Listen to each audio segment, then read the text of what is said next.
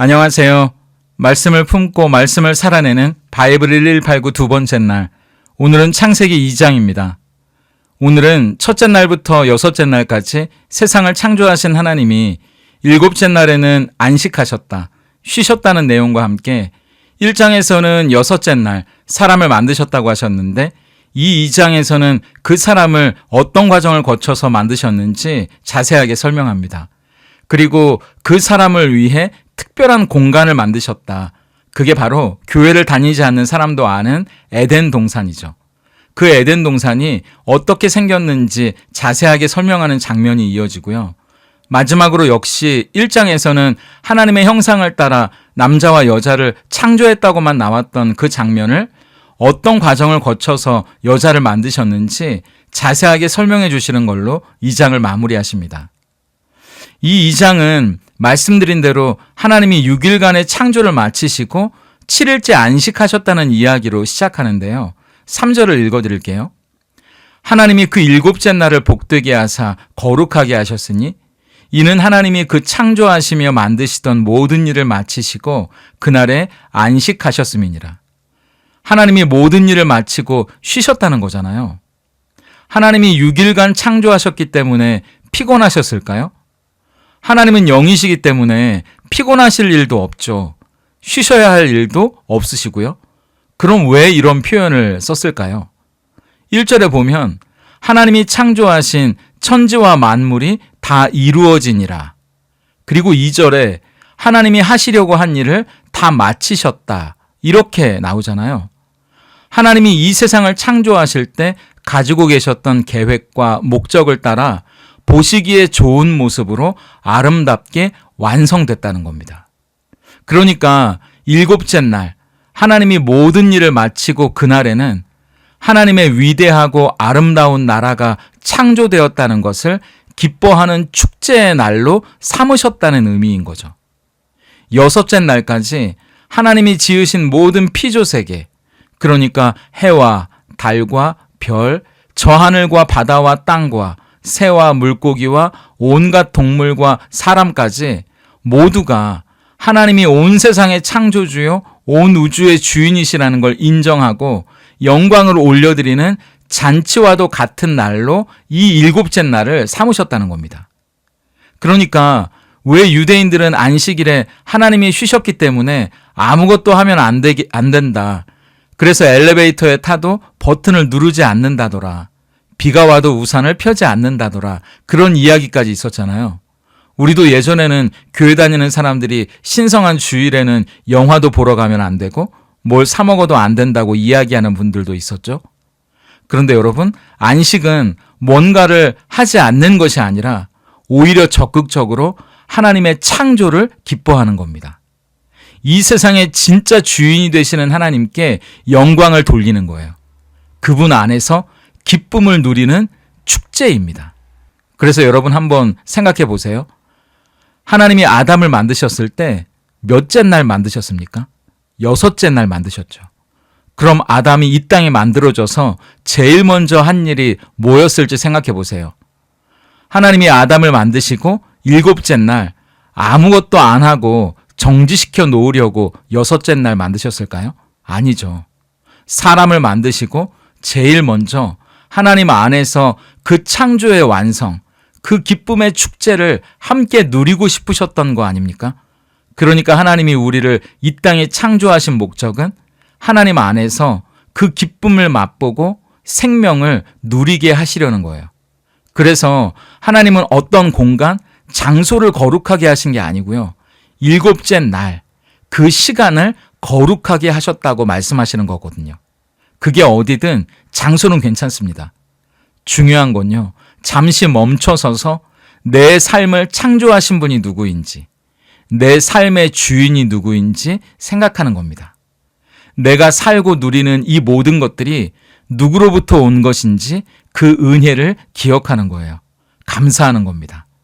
그리고 하나님을 기뻐하고 그분을 높여드리는 거예요. 그게 우리가 창조의 원리 안에서 살아가는 겁니다. 그게 우리가 진짜 사는 것처럼 살아가는 모습이라는 거예요. 왜냐하면 7절을 보세요. 여호와 하나님이 땅의 흙으로 사람을 지으시고 생기를 그 코에 불어넣으시니 사람이 생령이 되니라. 사람을 만든 재료가 흙입니다. 이 흙은 원래 먼지나 티끌이거든요. 하나님이 생명의 호흡을 코에 넣어주셔서 생명을 가지고 살아가고 있는 거지, 그 호흡을 이 코끝에서 걷어가시면 우리는 한 줌의 먼지나 티끌로 돌아가는 존재일 뿐이라는 겁니다. 우리는 하나님과 연결되어 있는 존재예요. 우리를 살아있게 하시는 분이 계시다는 겁니다. 우리에게 생명의 숨결을 불어넣어 주시는 분이 하나님이에요, 여러분. 자, 그렇게 하나님은 사람을 만드셨잖아요. 그리고 만드신 그 사람과 하나님이 함께 하실 특별한 공간을 준비하시는데요. 그곳이 바로 에덴이라는 동산입니다. 8절을 읽어드릴게요. 여호와 하나님이 동방의 에덴에 동산을 창설하시고 그 지으신 사람을 거기 두시니라. 이 에덴은 비손, 기혼, hit데겔, 유브라데라는 4개의 강이 흘러나올 정도로 물이 많고 비옥한 땅이었습니다. 15절에 보니까 그 사람을 이끌어 그것을 경작하여 지키게 하셨대요. 어제 사람에게 복을 주시고 땅을 다스리고 정복하라고 하셨잖아요. 하나님은 우리에게 사명을 주시는데요. 돌보고 다스리고 지키게 하시는 겁니다. 하나님이 사람과 함께 만나고 교제하실 그 에덴을 가꾸고 돌보고 지키는 사명을 사람에게 맡기신 거죠. 에덴이라는 동산의 이름의 뜻이 기쁨이거든요. 에덴은요, 하나님과 함께하기 때문에 기쁜 곳이고요. 하나님이 우리에게 주신 사명이 있기 때문에 기쁜 곳입니다. 오늘 우리에게 주어진 하루를 살아갈 때 그곳이 어디든 하나님과 함께 한다면 찬송가의 가사처럼 그 어디나 하늘나라 아니겠습니까? 내가 어떤 일을 하고 있든지요, 그 일이 하나님이 맡겨주신 사명이라고 생각하고 감당한다면 에덴의 기쁨으로 사명을 감당하는 겁니다. 그런데 하나님은 에덴 동산에 보기에도 아름답고 먹기에도 좋은 수많은 나무를 만드셨는데요. 동산 중앙에 생명나무와 선악을 알게 하는 나무를 만드셨거든요. 생명나무의 열매는요, 영원히 살게 하는 열매입니다. 그리고 선악을 알게 하는 나무는 반대예요. 먹으면 죽는 겁니다. 그래서 하나님은 모든 걸 먹어도 좋은데 그 열매는 먹지 말라고 하셨거든요. 17절이에요. 선악을 알게 하는 나무의 열매는 먹지 말라. 내가 먹는 날에는 반드시 죽으리라 하시니라. 우리는 이 이야기를 하나님의 금지 명령으로만 이해합니다. 그래서 하나님은 왜 이렇게 얄궂으신가 싶기도 하고요. 그럴 거면 굳이 선악과를 만드셔서 이런 사고를 일어나게 만드셨나 원망을 하기도 하거든요. 그런데 여러분, 이 이야기는 이렇게 2가지의 이야기로 이해하시면 좋을 것 같습니다. 첫 번째, 이 이야기는 하나님이 뭔가를 하지 말라고 말씀하신 금지 명령이 아니라 오히려 하나님이 우리에게 주신 자유의 관점에서 봐야 한다고요. 하나님이 창조하셨을 때, 그러니까 아직 죄를 짓기 전에, 뱀이 우리에게 다가오기 전에는요, 하나님이 금하신 것이 우리에게 유혹으로 다가오지 않았다는 걸 아셔야 됩니다. 그러니까 먹지 말라는 말은요, 하나님이 인간을 지으셨을 때 우리를 로봇으로 지으신 게 아니라 우리에게는 먹을 수 있는 자유, 먹지 않을 수 있는 자유를 가진 존재로 하나님이 우리를 만드셨다는 걸 보여주는 이야기입니다. 그렇다면 그 자유는 우리가 나쁜 일을 할 자유가 있는 것이 아니라 더 선하고 의미 있는 일을 위해 사용할 수 있는 자유가 주어졌다는 거예요. 하나님의 기쁨을 위해 쓸 수 있는 자유여야 하지 않았을까요? 그리고 2번째, 구태여 동산 중앙 가장 잘 보이는 곳에 선악과를 두셨고 다른 건 다 할 수 있어도 그것만은 하지 말라고 하셨다는 건 하나님은 창조주고 아담은 피조물이라는 걸 보여주는 일종의 표지판으로 세워두셨다는 겁니다. 만약 선악과조차 없었다면 아담은 적어도 에덴 동산 안에서 모든 동물의 이름도 지어주고 모든 걸 할 수 있었던 하나님과 별반 다르지 않은 신적인 존재 아니었겠어요? 그나마 선악과가 있었기 때문에 아담과 하나님 사이에 건강한 경계선이 그어져 있는 거잖아요. 우리도 모든 걸 다 할 수 있다고 좋은 건 아닌 것 같아요. 때로는 내 뜻대로 되지 않는 게 오히려 하나님 앞에 겸손히 낮아지는 은혜의 기회가 될 때가 있는 것 같습니다. 그리고 2장은 마지막으로 남자에게서 여자를 만드시고 부부, 가정이 어떻게 시작되는지 우리에게 보여주시는데요. 18절을 읽어드릴게요. 여호와 하나님이 이르시되 사람이 혼자 사는 것이 좋지 아니하니 내가 그를 위하여 돕는 배필을 지으리라 하시니라. 지으신 모든 게 보기 좋았다고 말씀하셨는데 혼자 사는 걸 좋지 않다 하시면서 돕는 배필을 지으시겠다고 말씀하십니다. 이때 돕다는 말은요, 병력을 보강한다는 말인데 그래서 나보다 뭔가 모자란 조수를 만든다는 말이 아니에요. 나에게 없는 부분을 보완해 줄 존재. 그러니까 나만큼이나 힘을 가지고 있는 대등한 존재를 의미합니다. 그러니까 돕는 배필로서 부부는 서로에게 우월하거나 열등한 관계가 아니라 동등한 관계, 서로를 위해 돕고 부족한 부분을 보완해주는 존재라는 거예요. 그런데 저는 하나님이 여자를 만드시고 남자와 여자가 만나서 부부를 이루는 이 장면을 보면서 그 과정이 좀 남달라 보이는 겁니다. 무슨 말이냐 하면 관계는 저절로 되는 게 아니구나 싶은 거예요. 말씀으로 세상을 창조하신 하나님이 하시는 일이잖아요. 그런데 한 남자와 한 여자를 만드시고 만나게 하시고 부부가 되게 하시는데 서로 애쓰게 하시고 노력하게 하시고 표현하게 하셨다는 겁니다. 한번 보세요. 22절에 여호와 하나님이 아담에게서 취하신 그 갈빗대로 여자를 만드시고 그를 아담에게로 이끌어 오시니 하나님이 한 여자를 이끌어 오십니다. 그러니까 23절 아담이 이르되 이는 내 뼈 중에 뼈요 살 중에 살이라 이것을 남자에게서 취하였은즉 여자라 부르리라 하니라. 아담이 하나님 앞에서 자기의 인생에 만나게 된 그 여자에게 최고의 표현을 하고 있잖아요. 그리고 그게 끝이 아닙니다. 24절이요.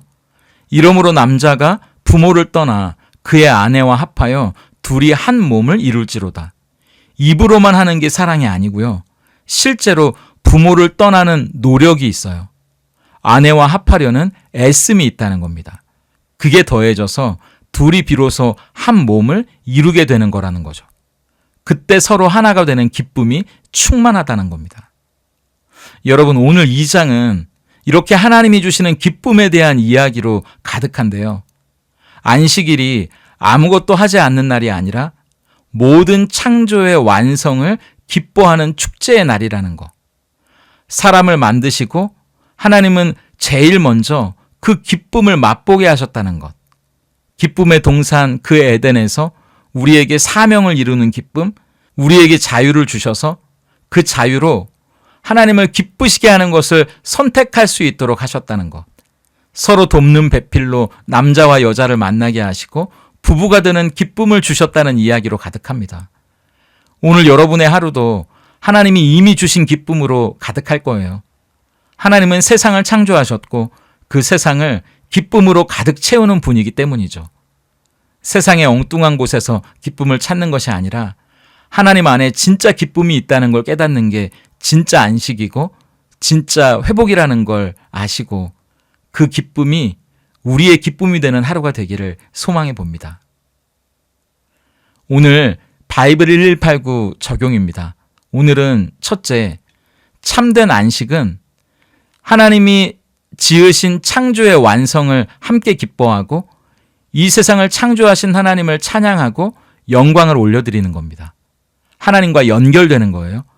우리는 하나님이 코에 생기를 불어넣어 살아있게 됐죠.